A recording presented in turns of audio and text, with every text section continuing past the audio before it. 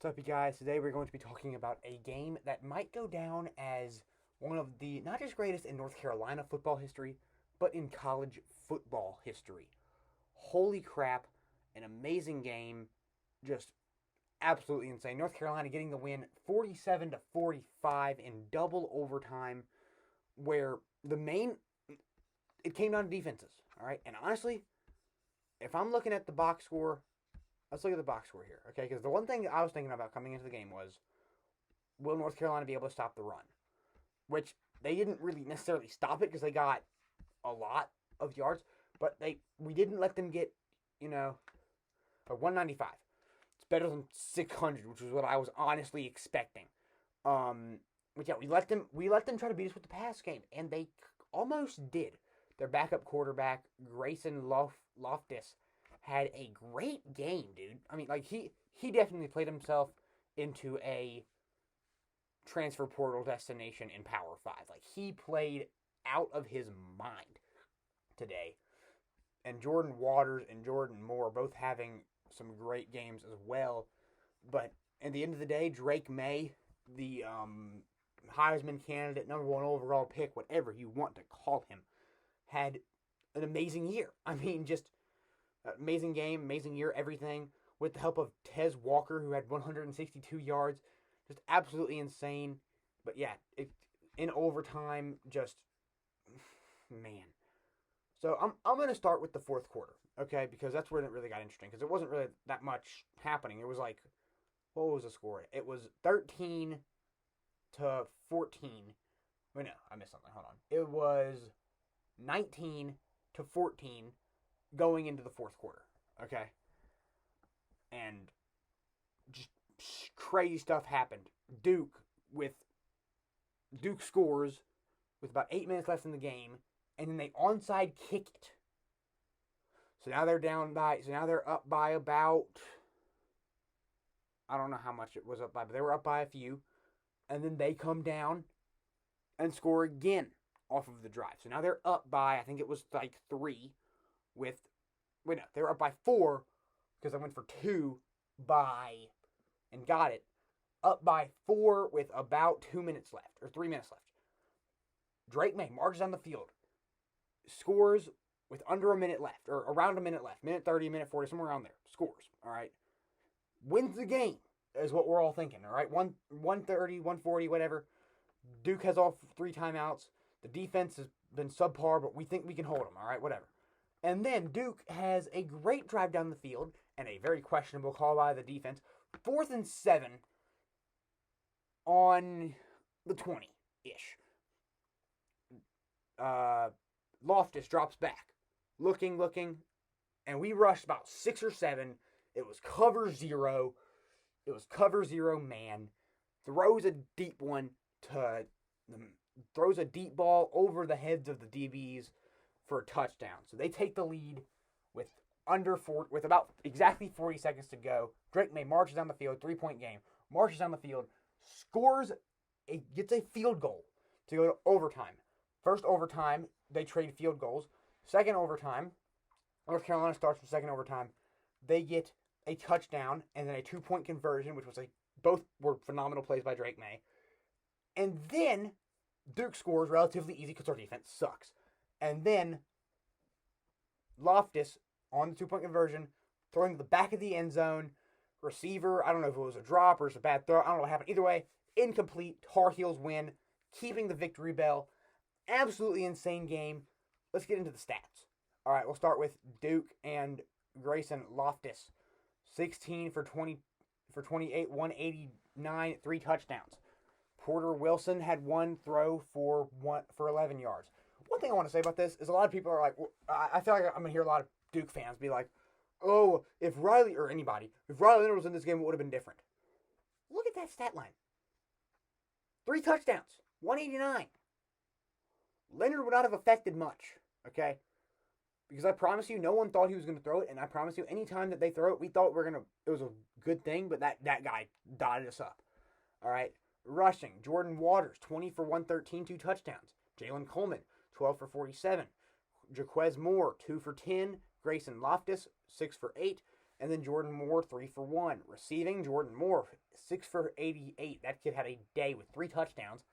Jalon Calhoun, 3 for 64. Nicky Dalmaldin, 2 for 26. Jalen Coleman, 2 for 11. Defensively, Trey Freeman led with 10 tackles and a sack. A sack for Nick Morris. Interception by Jalen Stinson. A weird, just a bad throw by Drake May. I don't know what he was thinking on that play. And then, yeah, that's it defensively. But it's absolutely insane. And then something that ended up mattering a lot. Field goal kicking, 1 for 1 with a lot of extra points, which is actually the opposite for North Carolina, because holy crap, basically North Carolina, they kicked 6 field goals. So 18 of those points, 18 of the 47 were field goals. Duke's red zone defense was phenomenal in this game. Okay? Phenomenal. All right? They kicked pretty much exclusively field goals, except for we scored 2 touchdowns other in regulation. All right? One was a Drake May rushing touchdown. One was an Amarian Hampton rushing touchdown, I think. Just, yeah, absolutely insane. Yeah, it was ridiculous. Okay. And then, well, you know, we ended up scoring a couple more touchdowns. I don't know. It was stupid. Whatever happened, it was stupid. Okay, Drake May, 28 for 43, 342, 1 touchdown, 1 interception. Again, that interception was a weird freaking throw.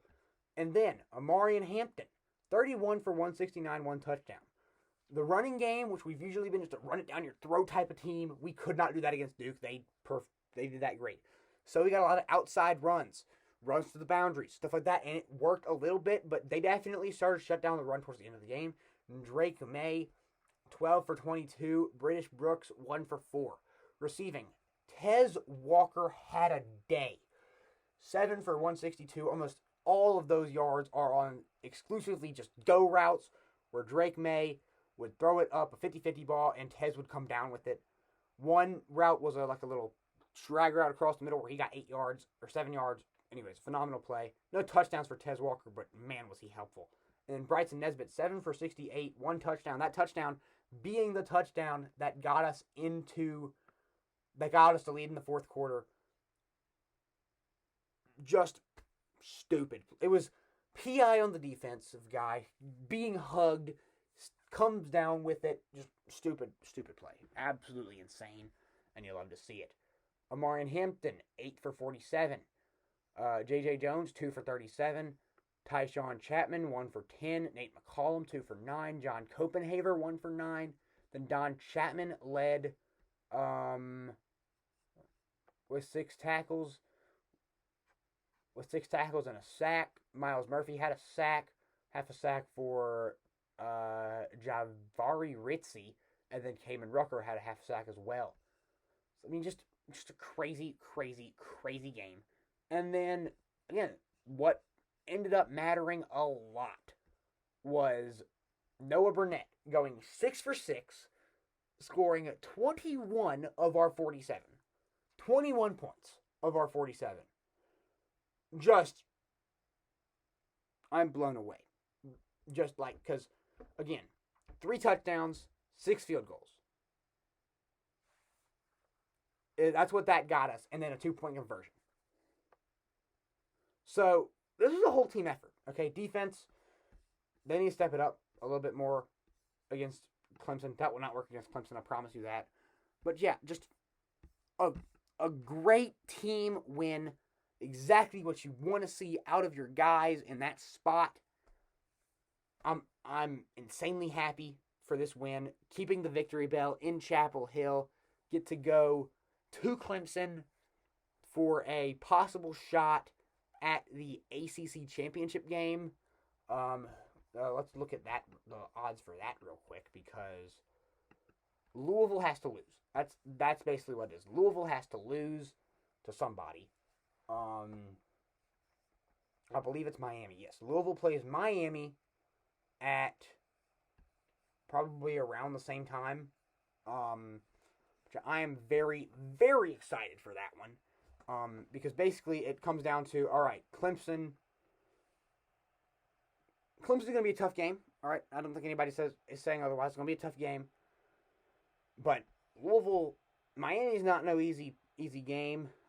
Louisville, again, they've got a possibility to go to the championship. If they win, they're in.